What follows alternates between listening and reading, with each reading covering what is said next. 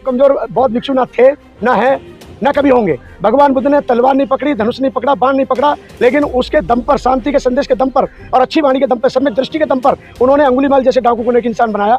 और इतना ही नहीं, बहुत सारे लोगों को बदला। तो मैं आज भी कह सकता हूं कि जो क्रांति है, ये क्रांति है जो हमारे बौद्ध तीर्थ स्थान जितने भी हैं, जो दबे हुए हैं, जो हिंदुओं के कब्जे में हैं, उसके लिए हमारे समाज को जागना होगा। और आज मैं ये विचार कर रहा था, जो मैं अपने विचार व्यक्त कर रहा हूं आपके चैनल के माध्यम से, कि हमारे पूरे देश के बौद्ध भिक्षुओं को बिहार के हर गाँव में पहल जाना चाहिए, पूरी तरह से लग जाना चाहिए। 1 साल मेहनत कर लो, 1 साल की मेहनत में जब बिहार की 10 लाख जनता इकट्ठी हो जाएगी, उस दिन बुद्ध बिहार आपके पास होगा, ऐसा मेरा मानना है। ये बोध गया मुक्ति आंदोलन एकाधिकार नहीं है, एक के बाप की बापोती नहीं है, ये सबका है। भारत के हर उस बौद्ध अनुयायी का है जो भगवान बुद्ध में आस्था रखता है, और उसका कर्तव्य है कि एक अच्छी कमेटी के साथ उसे जुड़ना चाहिए और आंदोलन को तेज करने के लिए अपना योगदान देना चाहिए। मंत्री जी वो कह रहे हैं हमने आंदोलन शुरू किया है, जबकि आप लोग इसको 2005 में, 2009 में, 2015 में भी लीड कर रहे थे। वो भी हमारे दर्शकों को बताइए जरा। ये आंदोलन आज का नहीं है, सैकड़ों वर्ष पुराना आंदोलन है, और ये आंदोलन 1991, 92, 93, 94 तक चला।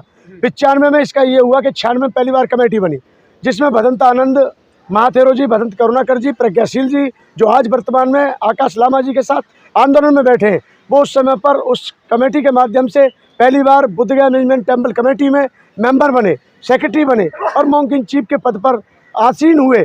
और मैं ये कह सकता हूँ कि उसके बावजूद भी उन्होंने जो कुछ काम कर सकते थे उस कमेटी में रह के अच्छे काम किए। तो ये कहना कि ये आंदोलन मेरा है या मैंने शुरू किया है, ये बिल्कुल गलत है। आंदोलन 94-95 में बहुत अच्छे से चला था।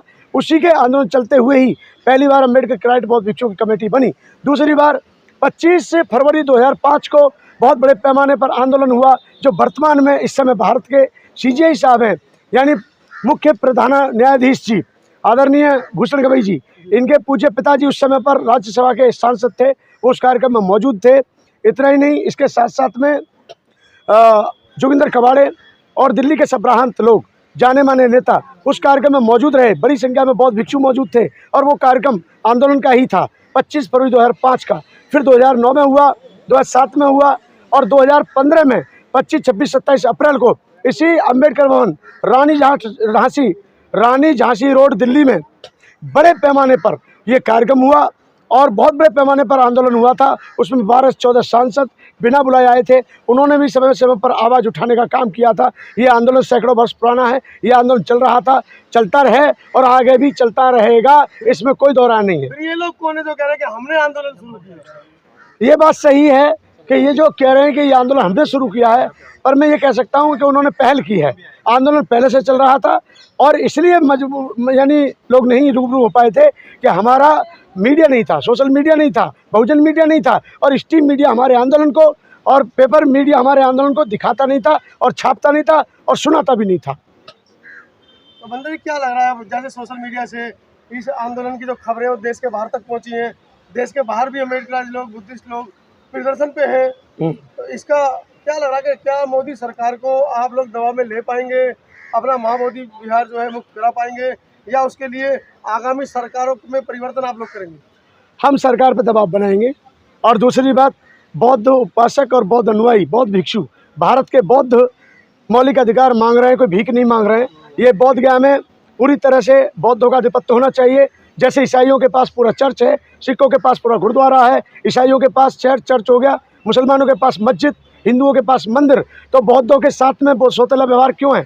बौद्धों के पास बुद्ध विहार और बुद्ध विहार के साथ साथ और भी जितनी विरासतें हैं वो बौद्धों के पास होनी चाहिए। और अगर वो ऐसे नहीं मिलती है, उसके लिए देशव्यापी आंदोलन किया जाएगा। और अब बौद्ध शांत नहीं बैठेगा, अब देश का बौद्ध जागरूक हो चुका है। मंत्री जी वो 4 जो बौद्ध बैठे हैं कमेटी के अंदर, उनका क्या काम है? बौद्ध है वाकई में या वो हिंदूवादी लोग हैं? क्योंकि उनके रहते हुए, उन 4 मोंग के रहते हुए इतनी बड़ी धांधली, इतनी बड़ी घपलेबाजी, प्रतिमाएं अंदर पहुंच गई, कैसे पहुंची वो हेरिटेज के अंदर?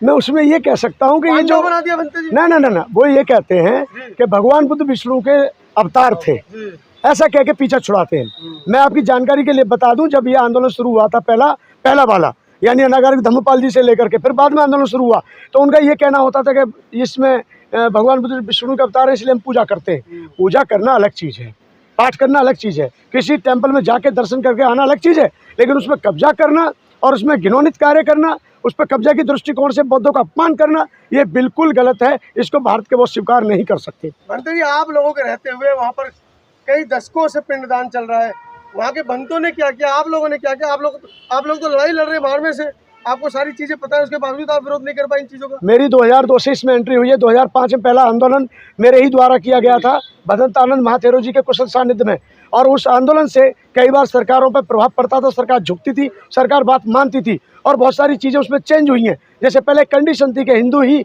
वहाँ का डीएम होगा और वही चेयरमैन होगा, लेकिन अब डीएम कोई भी हो, बुद्धिस्ट हो चाहे कोई भी हो, वो डीएम जो होगा वो चेयरमैन होगा। ये आपके आंदोलन की उपलब्धि रही। बिल्कुल हमारे आंदोलन की उपलब्धि रही। और दूसरी बात, सेक्रेटरी जो है 96 से लेकर आज तक सेक्रेटरी बुद्धिस्ट है। पहले हिंदू सेक्रेटरी होता था, या बुद्धिस्ट सेक्रेटरी है। अब इस समय मात्र तीन जो है मेंबर हैं हिंदुओं की तरफ से। एक डीएम साहब जो चेयरमैन है, एक मिथुन मांझी जो दशरथ मांझी के दामाद हैं। दशरथ मांझी कौन थे आपको पता है? जिनको माउंटेन पुरुष यानी लोहा पहाड़ पुरुष कहा जाता है, माउंटेन मैन कहा जाता है। परिवार रोजी रोटी को तरस रहा है। हाँ बिल्कुल, आपने सही कहा, इसलिए ही तो बात दिक्कत आ रही है। उनके दामाद को बना दिया, मिथुन मांझी को बना दिया, और एक डॉक्टर अरविंद कुमार सिंह हैं, ठाकुर समुदाय के हैं, उनको मेंबर बना रखा है। लेकिन इस समय बौद्धों की संख्या 5 है, और बौद्ध भिक्षु जो इस समय पर चला रहे हैं वो भिक्षु चालिंदा जी मोंग की चीफ हैं, और जो दीनानाथ हैं सब वेल क्वालिफाइड और अच्छे भिक्षु हैं, बहुत पढ़े लिखे भिक्षु और अच्छे से चला रहे हैं। लेकिन हम ये संतुष्ट नहीं हैं, हम ये चाहते हैं पूरी तरह से बौद्ध ज्ञान बौद्धों के पास होना ही चाहिए। जानते भी आज तो हमारे भक्तों के पास बंदूकें हैं, तमंचे हैं, 3-3, 4-4 लाइसेंस है, उसके बावजूद आप लोग अंदर जय श्री राम के नारे लगवा रहे मंदिर में। देखिए, मैं इतना कह सकता हूँ, कमजोर बौद्ध भिक्षु ना थे, ना है, ना कभी होंगे। भगवान बुद्ध ने तलवार नहीं पकड़ी, धनुष नहीं पकड़ा, बाण नहीं पकड़ा, लेकिन उसके दम पर, शांति के संदेश के दम पर और अच्छी वाणी के दम पर, सम्यक दृष्टि के दम पर उन्होंने अंगुलीमाल जैसे डाकू को एक इंसान बनाया। और इतना ही नहीं, बहुत सारे लोगों को बदला। तो मैं आज भी कह सकता हूँ कि जो क्रांति है, ये क्रांति है जो हमारे बौद्ध तीर्थ स्थान जितने भी हैं, जो दबे हुए हैं, जो हिंदुओं के कब्जे में हैं, उसके लिए हमारे समाज को जागना होगा। और आज मैं ये विचार कर रहा था, जो मैं अपने विचार व्यक्त कर रहा हूँ आपके चैनल के माध्यम से, कि हमारे पूरे देश के बौद्ध भिक्षुओं को बिहार के हर गांव में पहल जाना चाहिए, पूरी तरह से लग जाना चाहिए। 1 साल मेहनत कर लो, 1 साल की मेहनत में जब बिहार की 10 लाख जनता इकट्ठी हो जाएगी, उस दिन बुद्ध विहार आपके पास होगा, ऐसा मेरा मानना है।